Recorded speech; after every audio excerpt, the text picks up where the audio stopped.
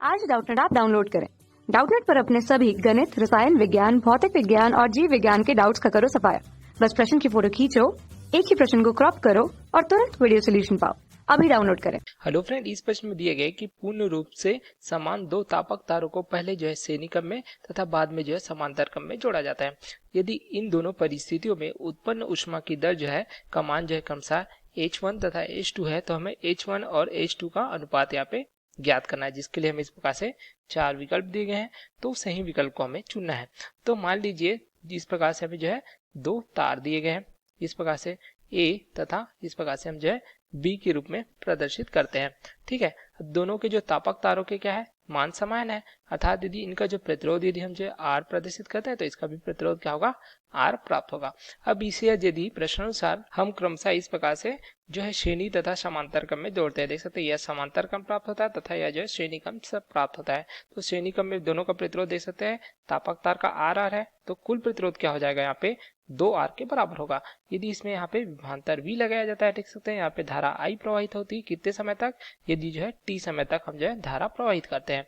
उसी प्रकार यहाँ पे विभवांतर लगाया जाता है तो इसमें भी धारा I प्रवाहित होती है। दोनों का प्रतिरोध क्या है, R है। इस प्रकार से देख सकते हैं समांतर तथा श्रेणी का। तो यहाँ पे हम पहले श्रेणी क्रम के लिए देखते हैं। तो यहाँ पे उत्पन्न ऊष्मा है, उत्पन्न ऊष्मा हमें क्या प्राप्त हो जाती है, यह हमें प्राप्त हो जाती है S से जिसे प्रदर्शित करते हैं, ये प्राप्त हो जाती है I का वर्ग R गुणित T के बराबर। तो यहाँ पे ऊष्मा की दर पूछा गया, देख सकते हैं उत्पन्न ऊष्मा की दर H1 दिया गया, तो ऊष्मा की दर क्या होती है, उत्पन्न ऊष्मा के साथ समय को हम भाग देंगे, बटे T हो जाएगा। तो T यहाँ से हमें प्राप्त नहीं होगा। तो उत्पन्न ऊष्मा की दर हमें क्या दिया गया है, इसका मान H1 के रूप में दिया गया है। तो इसके लिए हम क्या सूत्र लिखेंगे, देख सकते हैं धारा कौन सी प्रवाहित हो रही है, यहाँ पे देख सकते हैं धारा I प्रवाहित हो रही है। तो यहाँ पे लिखेंगे हम H1 बराबर I का वर्ग तथा ऊष्मा की दर, यहाँ पे देख सकते हैं कुल प्रतिरोध क्या होगा, R धन R। श्रेणी क्रम में प्रतिरोध यदि हम R1 से प्रदर्शित करते हैं तो ये हो जाएगा R धन R अर्थात 2 के बराबर। तो इस प्रकार I का वर्ग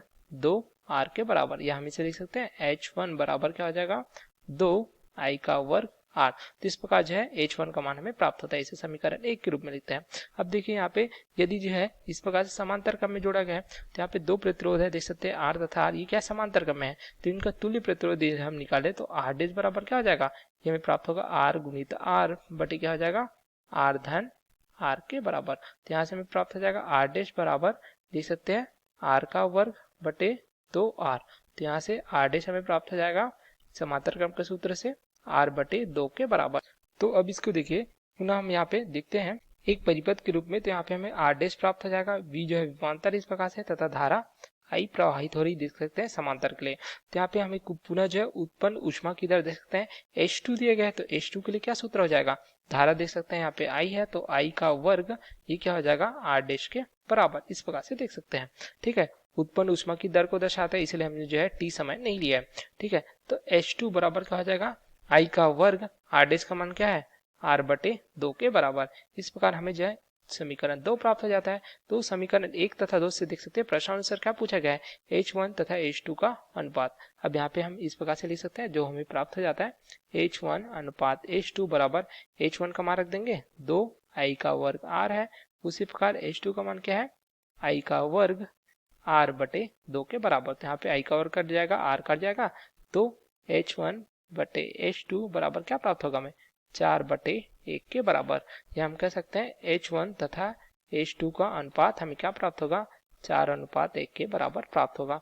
तो यही हमें इस प्रश्न में पूछा गया था। ठीक है, तो हम देखते हैं यहाँ पे कि कौन सा विकल्प हमें प्राप्त हो जाता है, H1 तथा H2 का अनुपात। तो ये हमें क्या प्राप्त हो जाता है, देख सकते हैं यह प्राप्त हो जाता है विकल्प C। तो ये हमारा सही उत्तर हो जाएगा, जो हमें इस प्रश्न में पूछा गया था H1 तथा H2 का अनुपात। तो ये हमारा उत्तर है। Okay, thank you. कक्षा 6 से 12वीं से लेकर नीट, IIT, JEE वो एडवांस के लेवल तक 1 करोड़ से ज्यादा छात्रों का भरोसा। आज ही डाउनलोड करें डाउटनेट ऐप या व्हाट्सएप करें अपने सारे डाउट्स 8400 400 400 पर।